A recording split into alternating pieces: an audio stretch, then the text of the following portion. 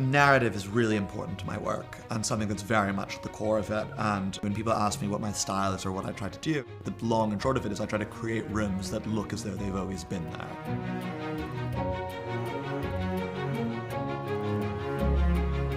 As long as I can remember, I've always been aware of the interiors I've been in or of spaces, and both how they look, the feelings they convey, and a lot of my work is slightly autobiographical, and I'm trying to recapture some of the magic of the house that I had grown up in and of my childhood, because it left a really strong visual imprint on me. One has to be really respectful of a place when you're working in a house like Castle Howard. This house is over 300 years old. It was really, really exciting when I first started working here because Castle Howard has this extraordinary archive of wallpapers and textiles that dating back to the 18th century.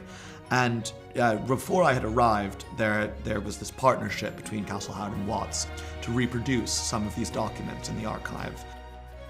This room, it's one of my favorite rooms in the house, and it's certainly one of the most iconic, largely to do with the wallpaper, which was one of the first wallpapers that we reproduced for the Watts collection. I mean, this was where it all came from.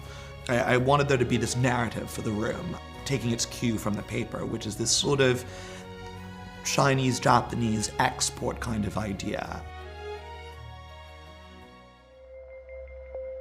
One of the big projects I did last year was a redecoration of what's called the Admiral's bedroom. It's just got soaring ceilings, an amazing view, and the sort of star of the room is this soaring Polonais bed.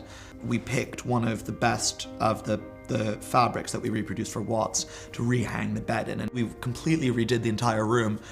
But I like to think that someone would walk in and think that it could easily have existed like this for centuries.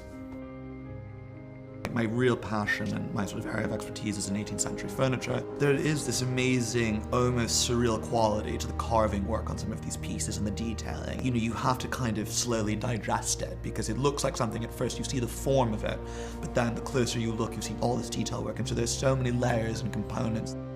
I think 18th century furniture can feel so perfect in houses today, and I hope to have a really long, wonderful career, and if I could leave one legacy, it's to make my generation get excited about these things. I feel a certain responsibility to the history of this house and of the family when working here. There's so many greats have come before me, from the architects who designed the house to other people who have worked on it, all the artisans who have left their mark, and I'm very, very conscious and aware of the contributions of others before me when it came to working here. And so I try to take my cues from the house and from the room and from the architecture. I hope that subsequent generations of people that live here and work here will look at some of the things that I may have done or I may have had an influence on, and they'll feel that I didn't mess anything up too much.